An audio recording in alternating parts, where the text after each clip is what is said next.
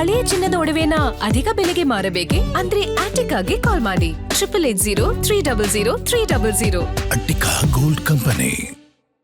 KPSC ಅಧ್ಯಕ್ಷ Shivashankarappa S ಸಾಹುಕಾರ್ ಅಮಾನತುಗೊಂಡಿದ್ದಾರೆ. ತಕ್ಷಣದಿಂದ ಜಾರಿಗೆ ಬರುವಂತೆ ರಾಜ್ಯಪಾಲರು ಆದೇಶವನ್ನು ಹೊರಡಿಸಿರುವಂತದ್ದು. ಇಲ್ಲಿ ಅಧಿಕಾರವನ್ನ ದುರುಪಯೋಗ ಪಡಿಸಿಕೊಂಡಿದ್ದಾರೆ. ಸ್ವಜನ ಪಕ್ಷಪಾತ ಆರೋಪದ ಹಿನ್ನೆಲೆಯಲ್ಲಿ ಕ್ರಮ ತೆಗೆದುಕೊಳ್ಳಲಾಗಿದೆ.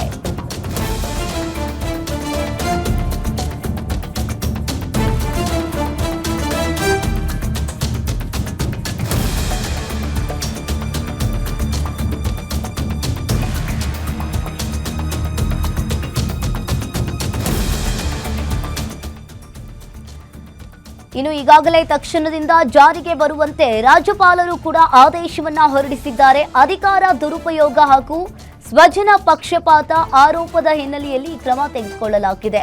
ಶಿವಶಂಕರಪ್ಪ ಸಾಹುಕಾರ್ ವಿರುದ್ಧ ರಾಷ್ಟ್ರಪತಿ ಕ್ರಮಕ್ಕೆ ಈಗಾಗಲೇ ಗವರ್ನರ್ ಕೂಡ ಶಿಫಾರಸು ಮಾಡಿದ್ದಾರೆ.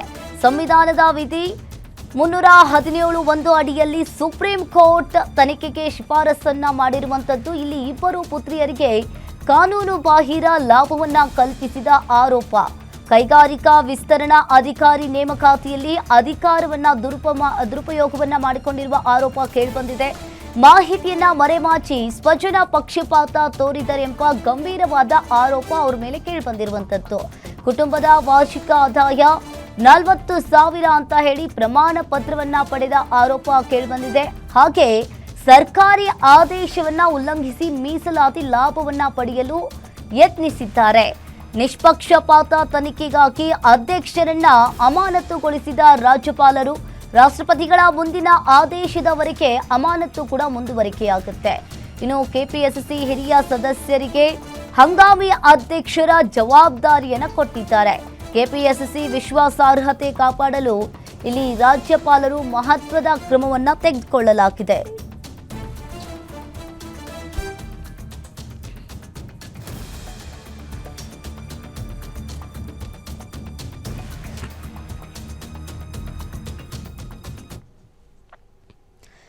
ಈ ಬಗ್ಗೆ ಹೆಚ್ಚಿನ ಡೀಟೇಲ್ಸ್ ಅನ್ನ ನೀಡ್ತಾರೆ metro bureau head Ullas phone ಸಂಪರ್ಕದಲ್ಲಿ ಜಾಯಿನ್ ಆಗಿದ್ದಾರೆ. ಉಲ್ಲಾಸ್, ಇಲ್ಲಿ ಒಂದ್ ಕಡೆ ನೋಡ್ತಾ ಇರಬಹುದು ಕೆಪಿಸಿಸಿ ಅಧ್ಯಕ್ಷ ಶಿವಶಂಕರಪ್ಪ ಎಸ್ ಸಾಹುಕಾರ್ ಅನ್ನ ಸಸ್ಪೆಂಡ್ ಮಾಡಲಾಗಿದೆ. ಅಧಿಕಾರವನ್ನ ದುರುಪಯೋಗ ಪಡಿಸಿಕೊಂಡಿದ್ದಾರೆ ಅನ್ನೋದು ಕೂಡ ಗೊತ್ತಾಗ್ತಾ ಇದೆ.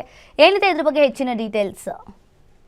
ಅಂಕಿತ, ಕೆಪಿಎಸ್ಸಿ ಅಧ್ಯಕ್ಷ ಆಗಿರುವಂತಹ ಶಿವಶಂಕರಪ್ಪ ಸಾಹುಕಾರನ್ನ ರಾಜ್ಯಪಾಲರು ಅಮಾನತನ್ನ ಮಾಡಿದ್ದಾರೆ. ಪ್ರಮುಖವಾಗಿ ಅಮಾನತು ಮಾಡ್ಲಿಕ್ಕೆ ಕಾರಣ ಏನು ಅಂತಂದ್ರೆ, ಕೆಪಿಎಸ್ಸಿಯಲ್ಲಿ ಆದಂತಹ ನೇಮಕಾತಿ ವಿಚಾರದಲ್ಲಿ ಸ್ವಜನ ಪಕ್ಷಪಾತವನ್ನ ಅವರು ತೋರಿದ್ದಾರೆ ಅಂತ ಹೇಳಿ. ಅಂದ್ರೆ ತಮ್ಮ ಇಬ್ಬರು ಪುತ್ರಿಯರಿಗೆ ಕೆಪಿಎಸ್ಸಿ ಮೂಲಕ ಆದಂತಹ ನೇಮಕಾತಿಯಲ್ಲಿ ಕೆಲಸವನ್ನ ಕೊಡಿಸುವಂತಹ ವಿಚಾರದಲ್ಲಿ ಅವರು ಸಕ್ಸಸ್ ಆಗಿದ್ದಾರೆ.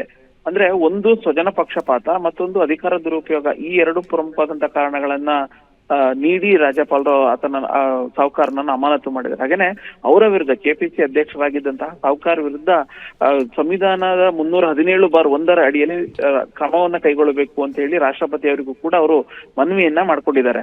ಅವರಿಗೆ ಇದರಲ್ಲಿ ಅವ್ರ ವಾರ್ಷಿಕ ಆದಾಯ 40,000 ರೂಪಾಯಿ ಅಂತ ಹೇಳಿ ತೋರಿಸಿರುವಂತದ್ದು ಕೂಡ ಸರಿಯಲ್ಲ. ಹಾಗೇನೆ ಅವರು ಒಬಿಸಿ ಅಡಿಯಲ್ಲಿ ಒಂದು ಜಾತಿ ಪ್ರಮಾಣ ಪತ್ರವನ್ನ ಕೊಟ್ಟು ತಮ್ಮ ಇಬ್ಬರು ಪುತ್ರಿಯರಿಗೆ ನೇಮಕಾತಿಯನ್ನ ಕೊಡಿಸಿದ್ದಾರೆ. ಈ ಒಂದು ವಿಚಾರ ರಾಜಕೀಯ ವಲಯದಲ್ಲಿ ಸಾಕಷ್ಟು ಚರ್ಚೆಗೆ ಕಾರಣ ಆಗಿತ್ತು. ಯಾಕೆಂತಂದ್ರೆ ಕೆಪಿಎಸ್ಸಿ ಅಧ್ಯಕ್ಷರು ತಮ್ಮ ಪ್ರಭಾವವನ್ನ ಬಳಸ್ಬಿಟ್ಟು ತಮ್ಮ ಇಬ್ಬರು ಪುತ್ರಿಯರಿಗೆ ಕೆಲಸವನ್ನ ಕೊಡಿಸಿದ್ದಾರೆ, ಸರ್ಕಾರಿ ಕೆಲಸವನ್ನ ಕೊಡಿಸಿದ್ದಾರೆ ಅನ್ನುವಂಥದ್ದೇನು ಆರೋಪ ಕೇಳಿ ಬರ್ತಾ ಇತ್ತು.